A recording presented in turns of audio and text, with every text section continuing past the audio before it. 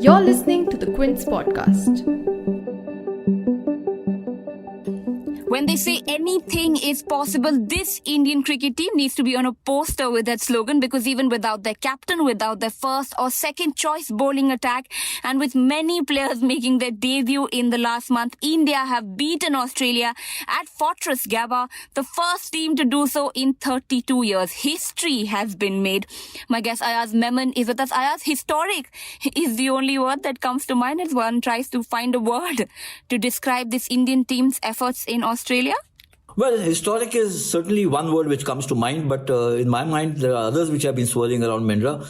Incredible, extraordinary, astounding, amazing. I mean, it's quite unbelievable, isn't it? This is out of Ripley's Believe It or Not, that India would save the third test match and then go on to win the fourth test match on the last day in the bastion, as you mentioned. The Gabba has been Australia's bastion. They haven't lost here in 32 years, and then you have this almost a rag and bobtail team. The 6 or 7 key players, those who would have been first choice to play in the test, missing from the Indian team, and yet India go on to win this match, chasing 328 in the fourth innings. This is not an easy task, irrespective of the fact that the Gabba pitch didn't crumble, it played through till the end. But imagine the pressure.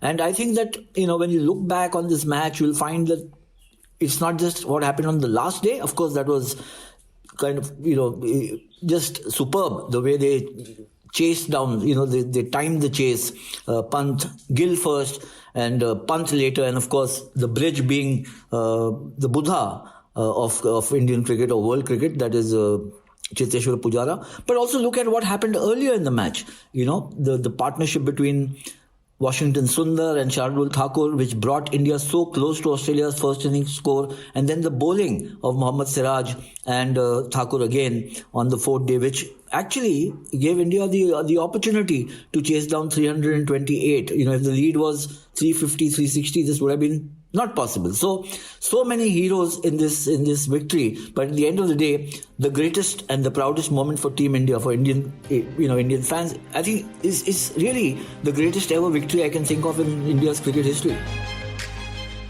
I'm Mendra Dorji. And I'm Ayaz Memon. And you're listening to the Aussie Challenge podcast on the Quint, powered by Farm Easy and MediBuddy. Okay, I'll take you quickly through the scores before I go back to Ayaz with my questions. India started on 4 for none, needing 324 runs today to win the match. Rohit Sharma fell early and then followed a mammoth 114-run partnership between Cheteshwar Pujara and Shubman Gill. Pujara took many body blows from the Aussie pacers but continued on. Gill made 91. Pujara eventually got out on 56, but the man of the day was Rishabh Pant. His unbeaten 89 took this match from a possible Aussie win to a possible draw to a confirmed Indian victory. Australia beaten at Gabba after 32 years, and it took this battered and bruised team of Indian fighters to end that run. Now, Ayaz, so we have to start by talking about Rishabh Pant. What a redemption for him.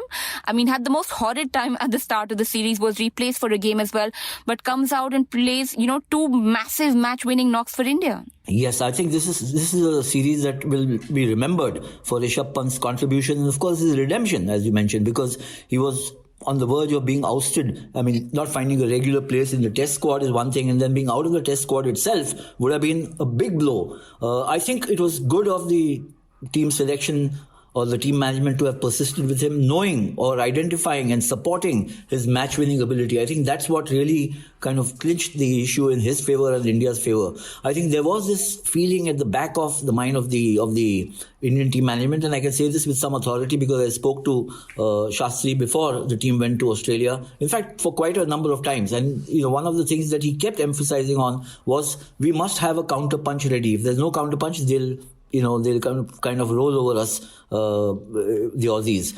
Now, the counterpunch had to come either from the top, like Rohit Sharma, he was missing in the first 2 tests, Virat Kohli, who went back, or somebody else, and Cheteshwar Pujara is not that kind of a player. He's got other and magnificent virtues.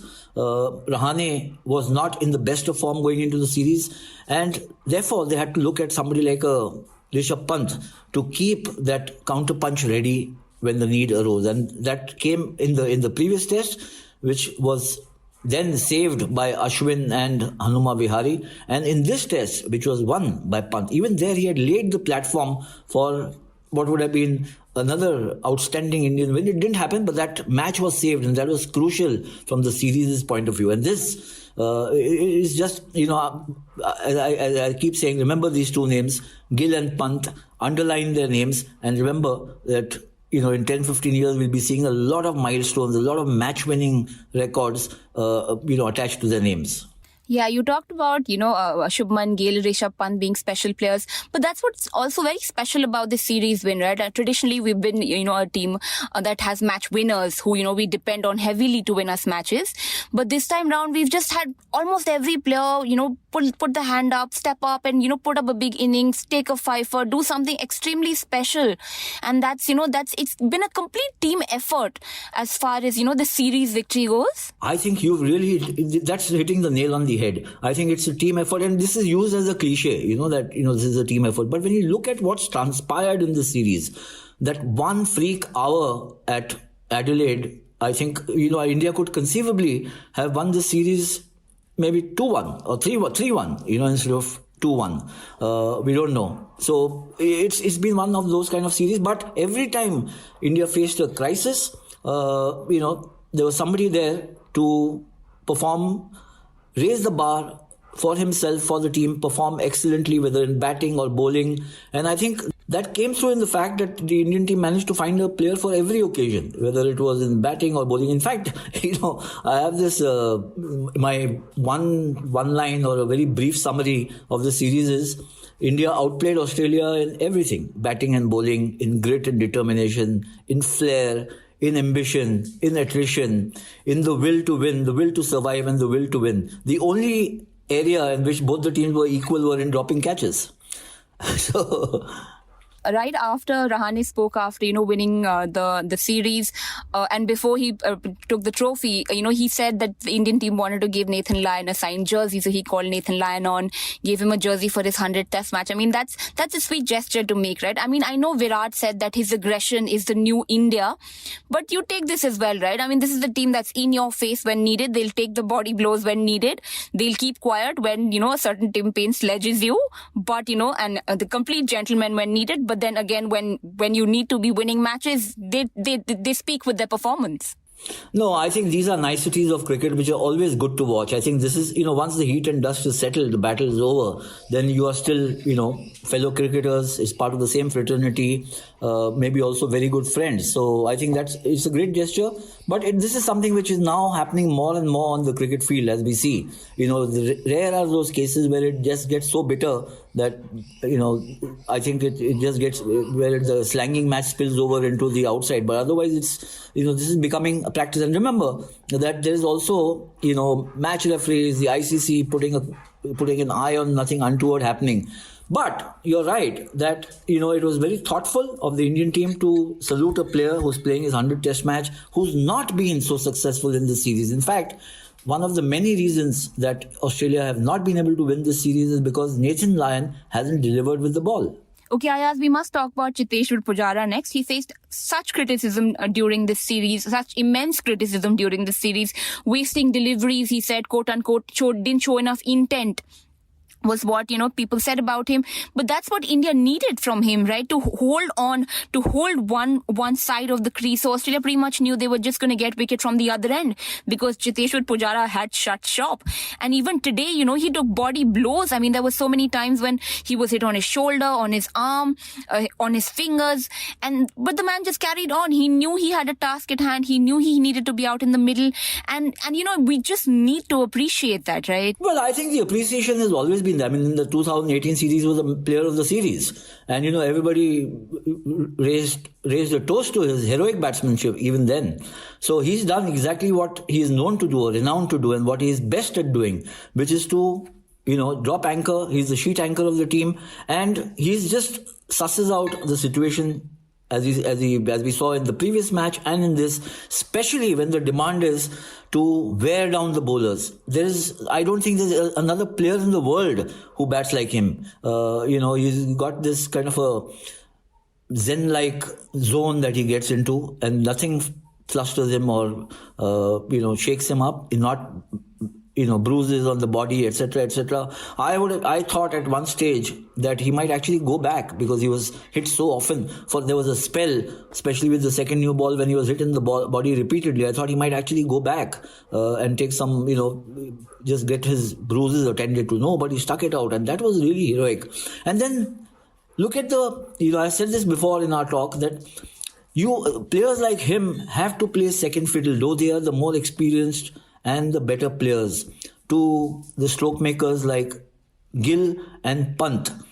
Because if you don't sublimate your ego and you start competing with them, then you might end up in a mess and put the team also into a mess. And that requires courage of conviction apart from physical courage. Just a couple more questions before I let you go. I mean, you did talk about where this victory stands, but just, 1 month back, they were 36 all out and, everybody was criticizing this team. And, today they've beaten Australia at a venue where they haven't been beaten for 32 years. So where exactly would you say, this test series victory stands for you, at least in Indian cricket history? Well, certainly the greatest series in my opinion. And I'll tell you why. One is it's a come from behind victory. Very often you lose the first test, you end up struggling to square the series, leave aside winning it. Now, there have been some instances when we've done it. It happened against Sri Lanka in, I think, 2015, when we beat Sri Lanka and Sri Lanka having lost the first test.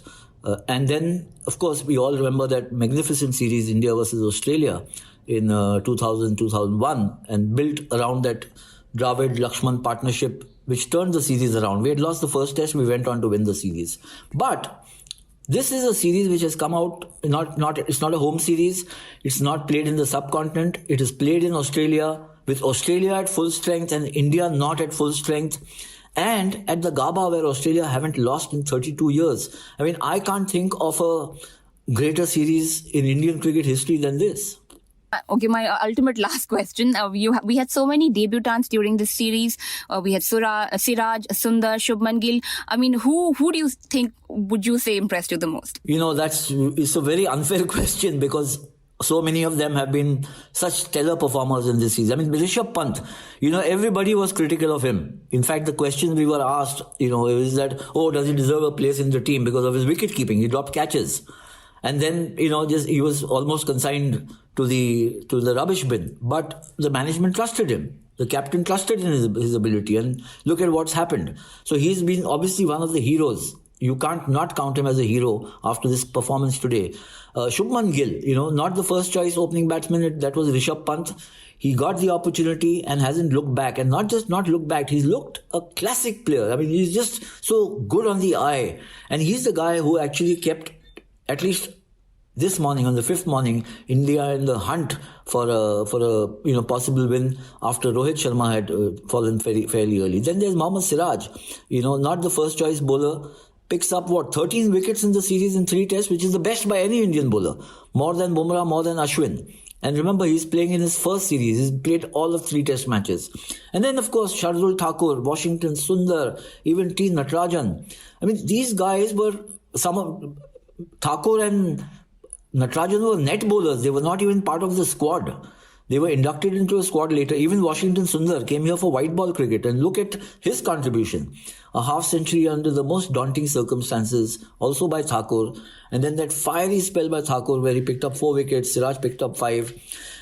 There is no dearth of heroes. Who can forget Rahane? Second test match, just after India has been blown away for 36, comes and makes a century. And inspires an Indian victory, and that's where things started to turn around so dramatically. So, you mentioned at the start that the only way to describe it is team effort. I think that's absolutely right, cliché as it may sound. I was going to say that because I asked you to name one person. I think you pretty much named everybody. But that is what the magic of this series was. It was a complete team effort and a team effort from us as well. Thank you, Ayaz, for joining us today. And in the last of our podcasts of this series, the Aussie Challenge podcast. Thank you, Ayaz. Thank you, Mandra. It's been a pleasure speaking to you after every day. Thank you so much. And thank you all for listening to the Aussie Challenge podcast with Ayaz Memon on the Quint, powered by Farm Easy, India's largest online pharmacy, and MediBuddy. Thanks for listening. Log on to the Quint's website and check out our other podcasts